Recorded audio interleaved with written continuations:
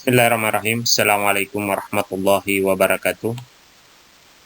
Anak-anakku semua, semoga kita senantiasa diberikan rahmat, diberikan kesehatan, dan diberikan perlindungan oleh Allah Subhanahu wa Ta'ala. Olehnya itu, mari kita tak henti-hentinya bersyukur dan bersyukur kepada Allah Subhanahu wa Ta'ala, seraya kita memuja dan muji Allah. Salawat dan salam tak lupa kita haturkan kepada baginda Nabi Allah Muhammad sallallahu alaihi wasallam. Allahumma salli ala Muhammadin wa ala ali sayyidina Muhammad. Anak-anakku semua, mari kita lanjutkan pertemuan kita. Pada kesempatan ini, kita akan membahas masalah prinsip persatuan dalam keberagaman. Anak-anakku semua, sebelum kita lanjut dari prinsip persatuan dalam keberagaman, terlebih dahulu kita akan mengetahui seperti apa itu prinsip. Prinsip adalah suatu pernyataan fundamental atau kebenaran umum maupun individu yang dijadikan oleh seseorang atau kelompok orang sebagai sebuah pedoman berpikir dan bertindak. Prinsip itu merupakan roh dari sebuah perkembangan ataupun perubahan dan merupakan akumulasi dari pengalaman ataupun pemaknaan oleh sebuah objek dan subjek tertentu. Prinsip itu harus kita miliki di dalam diri kita. Orang yang tidak memiliki prinsip, maka dia tidak memiliki arah, dia tidak memiliki tujuan, dia tidak memiliki cita-cita di dalam hidup. Maka itu, kalau kita mau sukses, milikilah prinsip di dalam diri kita. Karena itu adalah merupakan sebuah pedoman kita, bagaimana kita berpikir, bagaimana kita bertindak. Sekaligus prinsip itulah yang memberikan semangat, memberikan motivasi di dalam diri kita untuk mencapai sebuah keberhasilan.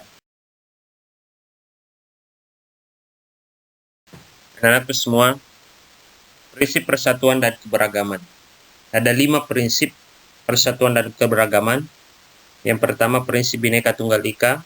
Kemudian kedua, prinsip nasionalisme Indonesia. Ketiga, kebebasan yang bertanggung jawab. Kemudian keempat adalah wawasan Nusantara. Dan kelima, persatuan dalam pembangunan. Kita akan melihat prinsip persatuan dan dalam keberagaman. Yang pertama, prinsip Bhinneka Tunggal Ika. Prinsip Bhinneka Tunggal Ika itu kita mengakui bahwa bangsa Indonesia memiliki keberagaman, keanekaragaman. Keanekaragaman kita itu terdiri dari suku, bangsa, agama, adat istiadat, budaya. Dan menjadi sebuah kewajiban bagi kita untuk senantiasa bersatu sesuai dengan makna Bhinneka Tunggal Ika.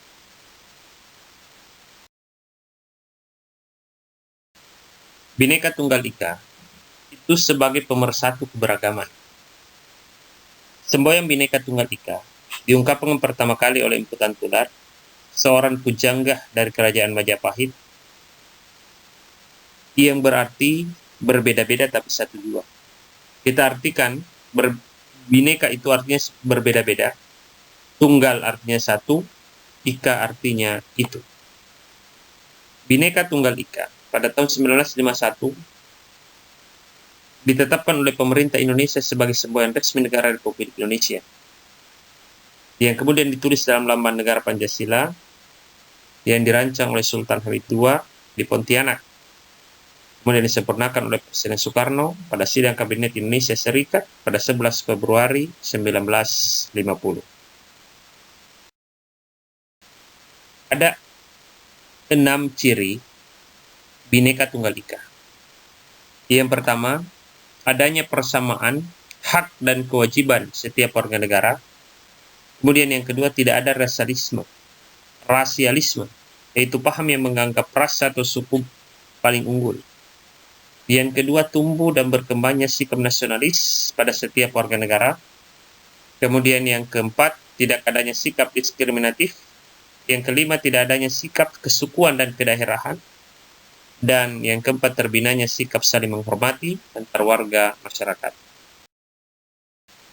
Lalu yang kedua, prinsip nasionalisme Indonesia. Nasionalisme merupakan paham cinta tanah air. Nasionalisme berarti kita memiliki kesiapsiagaan untuk membela tanah air kita. Jika kita memiliki nasionalisme, bukan berarti kita lebih unggul dari negara-negara lain. Kita memiliki nasionalisme bukan berarti kita harus memaksakan kehendak kepada bangsa lain, sebab pandangan itu akan mencelakakan bangsa kita. Jika kita memaksakan kehendak, kita menganggap kita lebih unggul, itu sungguh sangat tidak realistis. Sifat-sifat seperti itu sudah jelas bertentangan dengan nilai-nilai Pancasila. Sila pertama, ketuhanan yang Maha Esa. Kedua, kemanusiaan yang adil dan beradab. Yang ketiga adalah prinsip kebebasan yang bertanggung jawab. Manusia adalah makhluk ciptaan Tuhan yang Maha Esa. Sebagai makhluk ciptaan Tuhan yang Maha Esa, sudah tentu kita harus memiliki rasa tanggung jawab. Rasulullah Shallallahu Alaihi Wasallam pernah menjelaskan, kullukum ra'in wa kullukum mas'ulun ar-ra'iyah. Tiap dari kamu adalah pemimpin dan tiap dari kamu akan diminta pertanggungjawab. Apapun yang kita kerjakan, sekecil apapun yang kita kerjakan, jika itu adalah kebaikan maka Allah akan membalasnya. Sekecil apapun perbuatan kita, jika itu adalah kejahatan maka Allah akan membalasnya. Innama wa may ya'mal miskala dzarratin khairan yara wa may ya'mal miskala dzarratin syarran yara. Sebesar apapun kebaikan maka Allah akan membalasnya, meskipun itu sebesar biji zarrah, dan sekecil apapun kejahatan kita Allah akan membalasnya, meskipun itu sebesar biji zarrah.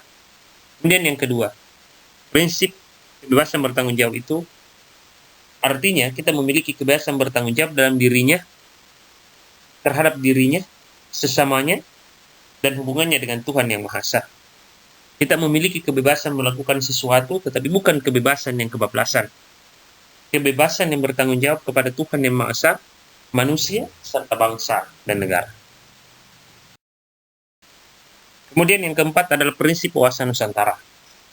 Wawasan Nusantara merupakan cara pandang bangsa Indonesia tentang diri dan lingkungannya.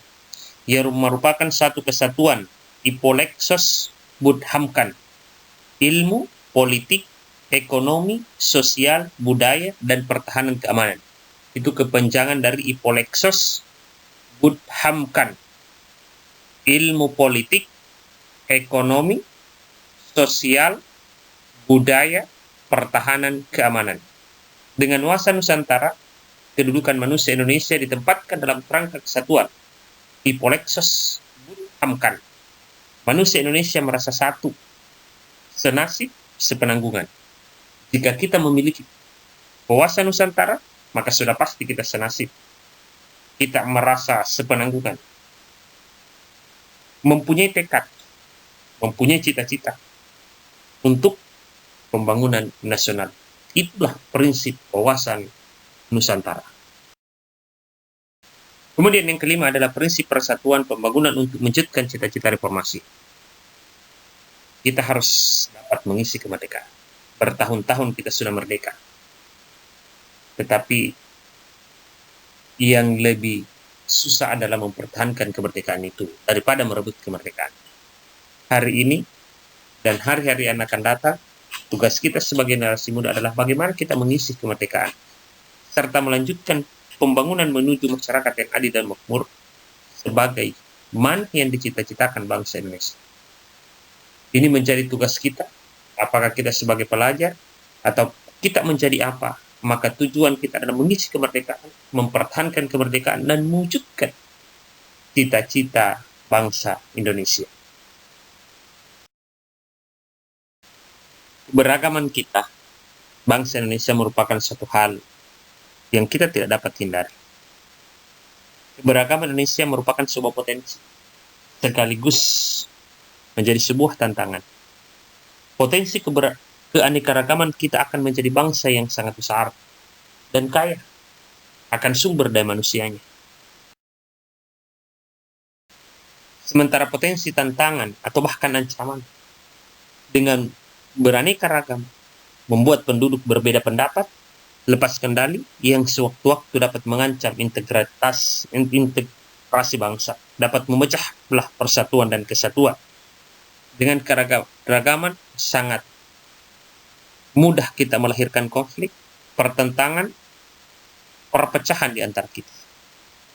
Maka itu, sebagai segenap bangsa Indonesia harus waspada segala bentuk ancaman yang dapat memecah belah bangsa Indonesia, dengan senantiasa mendukung segala upaya strategi pemerintah dalam mengatasi ancaman tersebut.